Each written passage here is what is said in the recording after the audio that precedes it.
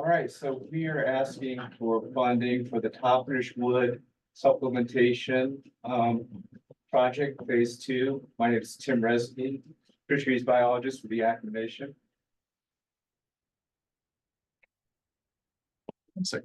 Go. There we go. So Toppenish Creek is located in the south central part of Washington. The entire watershed is situated on the Yakama Reservation. It's pretty similar to the size of Status Creek. Elevation goes up to about 50 to 100 feet on the Phosphorus Plateau. There are steelhead, mid-Columbia steelhead. This is one of the 4 populations of the Yakama MPG. There's Pacific lamprey, as well as some resident fish, including resident omicus and cutthroat trout, as well as suckers and shiners and other resident fish. So the main problem that we see in the Toppenish Creek watershed is since the 2010s, early 2010s, the population has been declining, was indicated by both the red counts that we conduct and steelhead out-migrate estimates that we collected, or that we obtained from a screw trap downstream from the spawning and rearing habitat on Toppenish Creek. So we think one of the problems is there are lots of areas where the channel has been simplified. In the area that we're looking to supplement wood, we think it's mostly from logging in the past.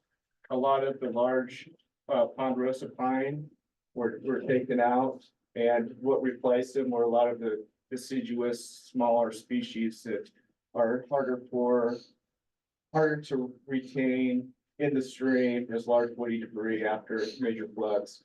So here's an example of one of the straight creeks.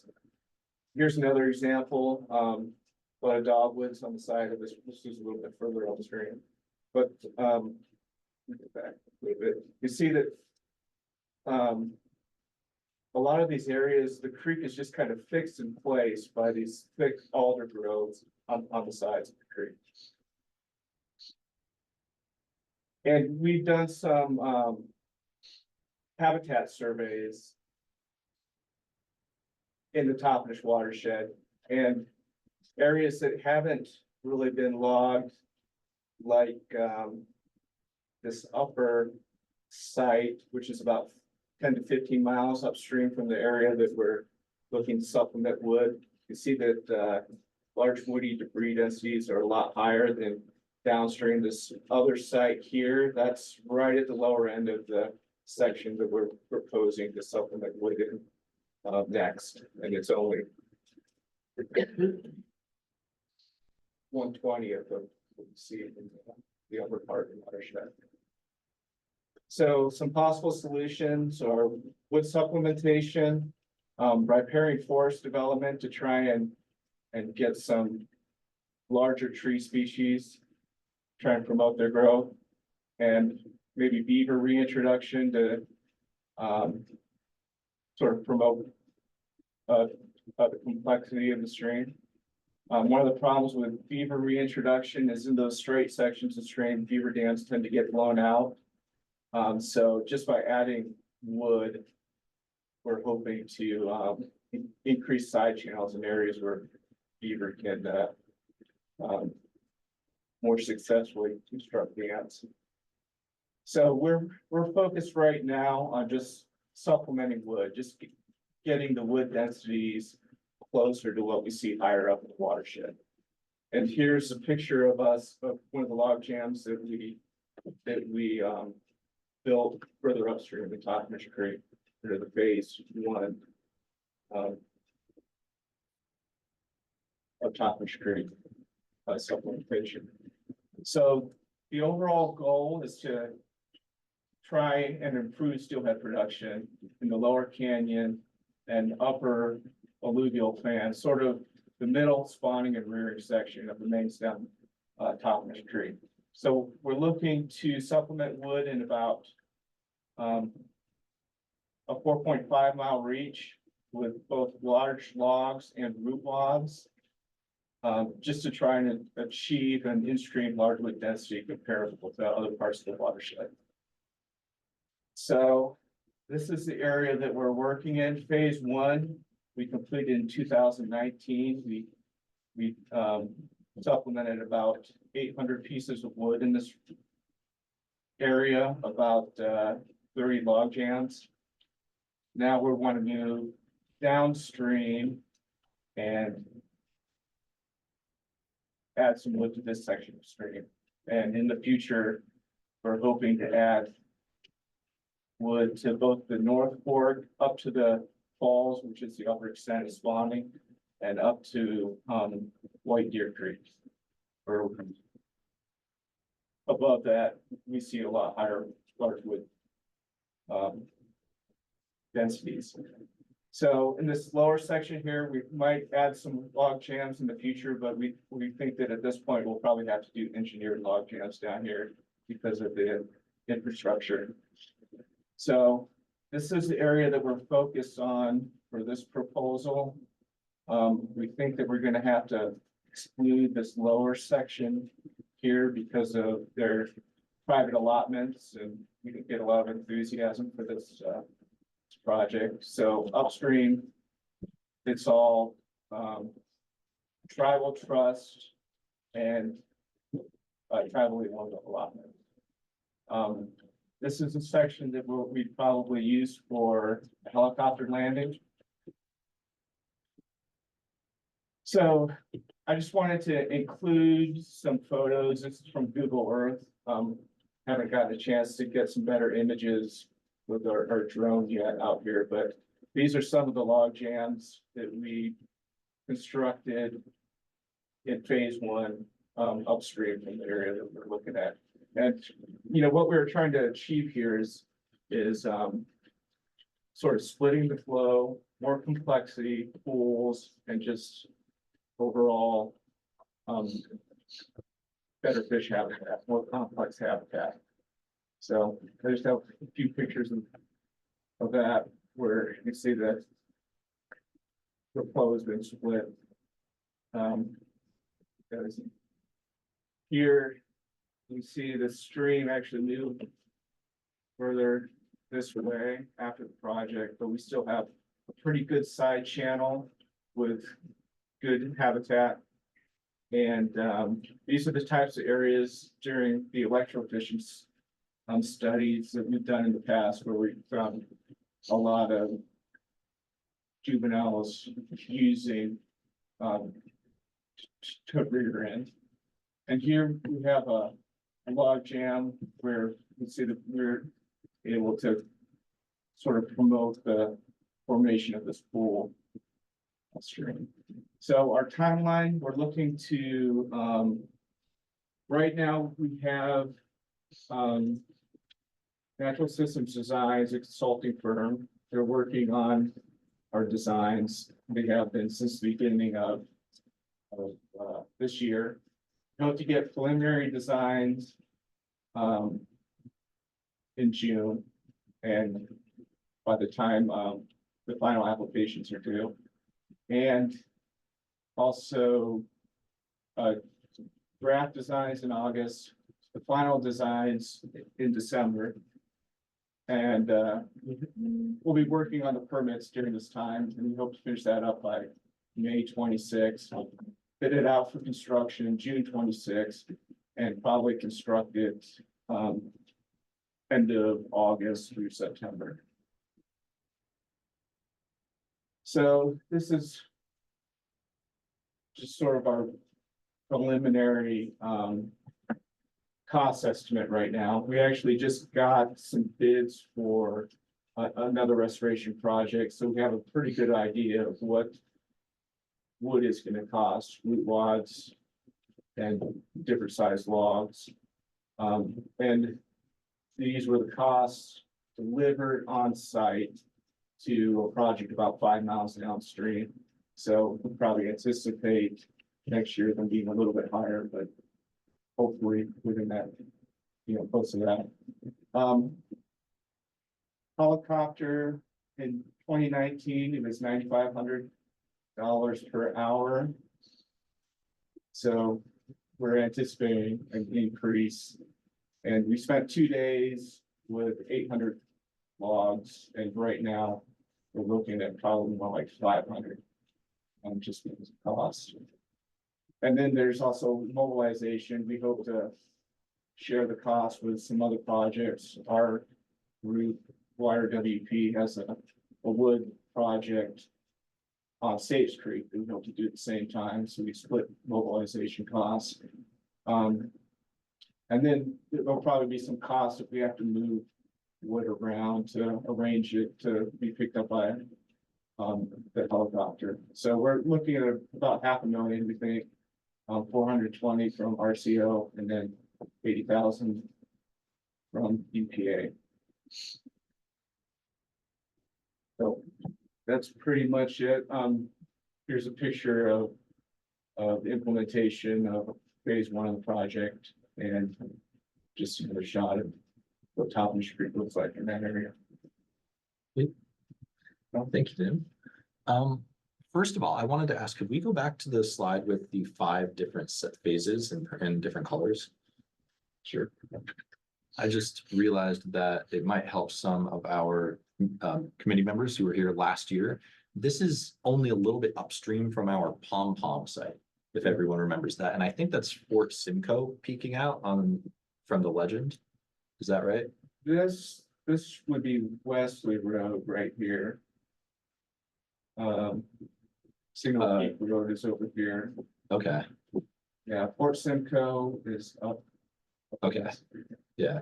And I guess it wasn't last year, it was 2 years ago. We were on an overlook looking down at this canyon from up in the sagebrush there. We stopped up. Yep. What is the highway that runs along through there? There's a road. Yeah. This year. Yeah. This Single Peak Road, this goes all the way, meets up with another road, and you take it down to Glenwood. Okay, right, above Pom Pom. Yes. Yeah. Toppenish Street, not Saves. Yeah, correct. Yeah. Okay, I'm getting orientated. All right. Thanks for that. Questions? How many years do you anticipate the benefit will remain from the rock change? Well, see, these were built in 2019. I mean, I would say around 20 years, maybe, just because of I know of another project where you can see, by that time that the wood is starting to disintegrate enough, I think. But still, the pools, the habitat might still remain, and hopefully we could get better recruitment from the riparian forest after that. You showed some dense alder in the earlier picture. Is that considered a benefit or is that kind of like that? Well, I mean, one of the, yeah, so a lot of this area has really dense alder stands along the creek and further back as well. And I guess the problem is they just don't get to a large enough size to be able to, stay in the stream and sort of facilitate the formation of habitat, but they do still provide shade, some stability. I think I guess in my opinion, it's good to have some areas where you have alder like this, but not like lining the whole creek to the whole, the whole area. I think it's good to have a diversity of tree species and larger cottonwood and other large trees like ponderosa pine. I see a question over here. Yeah, how do the 2019 breaches look where you did this previously? I'm pretty happy with how they turned out. All of these log jams here were from that 2019 reach. So, in some areas, especially in some of the straighter sections of creek, they tended to wash downstream in some areas, but I mean, overall, I think it benefited the creek. I think one of the reasons why we decided to go with a consulting firm this time instead of just designing the field was to be able to get more ideas on how to keep the log jams and some of the straighter sections of the creek and washing downstream. And we'll probably use more root wads. Our consultants are thinking of some ideas to try and bolt trees together just to keep them from coming apart and moving downstream. We might try and pin them with existing log jams or with, the riparian alders, just to pin them in between. But at this point, we really don't want to move to anchored engineered log jams in this reach, just because it's pretty, it hasn't been impacted by a lot of machinery, at least since it came on.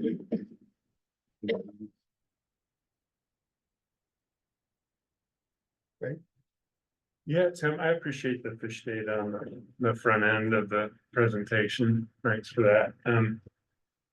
You showed sort of changes in steelhead red numbers and juvenile densities over time. And you talked a little bit about it in this slide, like this spatial differences. Do you have any idea like how those variables align with like your wood density estimates? So we have, we've done a lot of electrofishing in this reach as part of, a kelp study that YKFP did with CritFic. We came up here and electrofish and collected DNA samples from this reach for over 10 years. But as far as like being able to relate those numbers to sort of, I guess like the microhabitat, like actual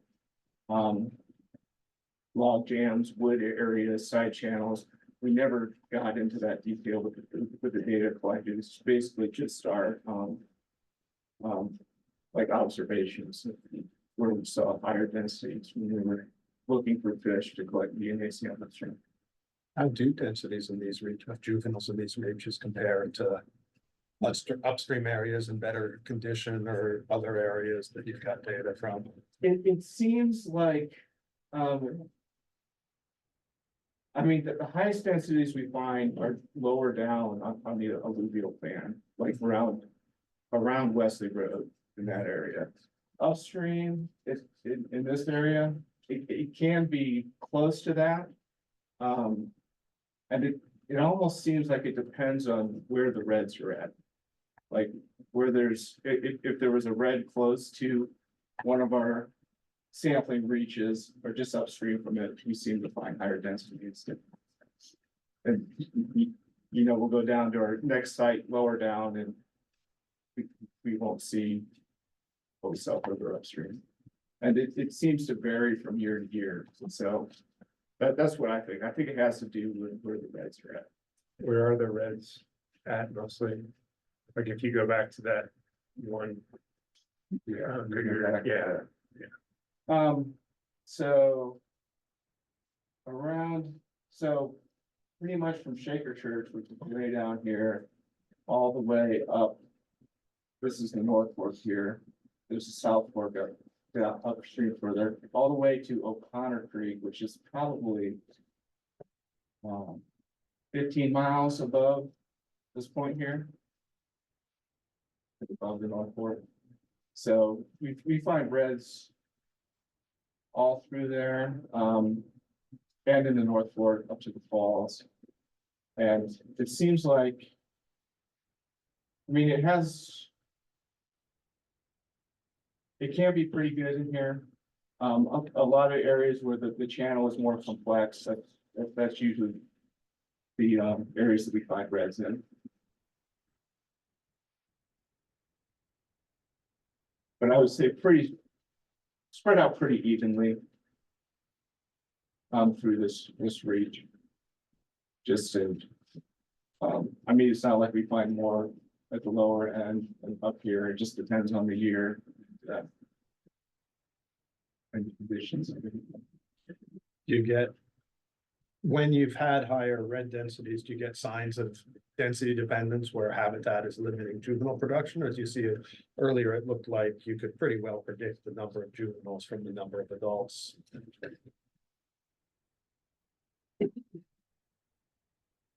Yeah, it's.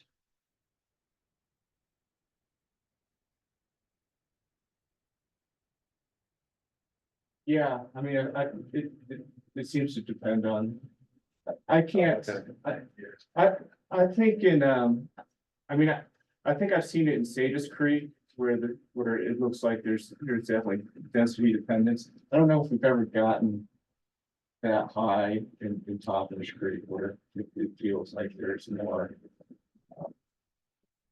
where, you know, production could be limited by high numbers or overcrowding.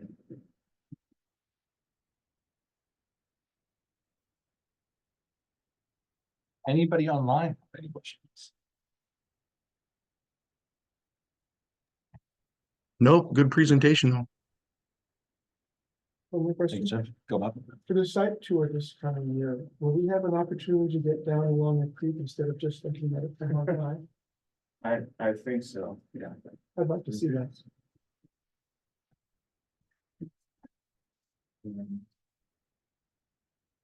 Tim, is there anything? Oh, Sorry, just out of curiosity, what does design for something like this look like? Are they just selecting locations and identifying number of pieces, or what does that look like? They should be designing each log jam. They're supposed to do some hydraulic modeling to, you know, look at the impacts of different configurations of log jams. So would you be building the structure and then bringing it in, or trying to build it on site, or what is? I think trying to build it on site, for the most part. Yeah. So.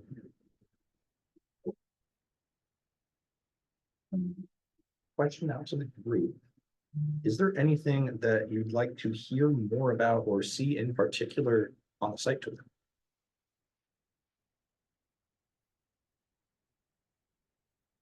I don't know if it'd be possible to visit some of your previous wood supplementation. You know, that you did, yeah, a couple of years ago. I'd like to see that. I guess the problem is it's a really rough road back there. If we're coming in a van, like there's some pretty some fords that you pretty much have to have a 4-wheel drive truck with high clearance to get through. So I don't know if we can make it up that far. You ever see some of those? I mean, I want to take our drone up there and get some better images.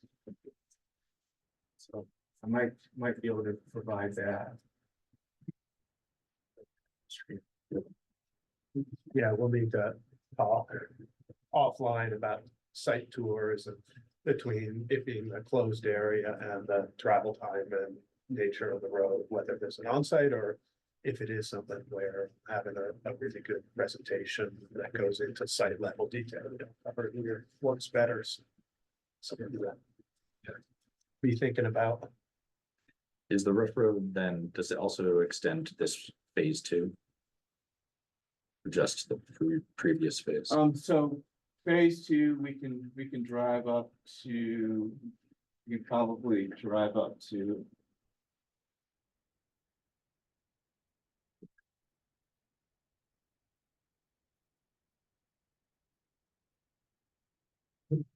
Yeah, up to, here. And then, so there's a ford here, there's a really nasty ford here that, I always wonder if we're gonna get a flat tire every time I go over it, if we want to get up into that phase one. But So not an we can easy, get up to here. okay. Good to know. That is already quite a commitment. Yes. Although. Talk more. Anybody else, anything that you would like to hear more about or see?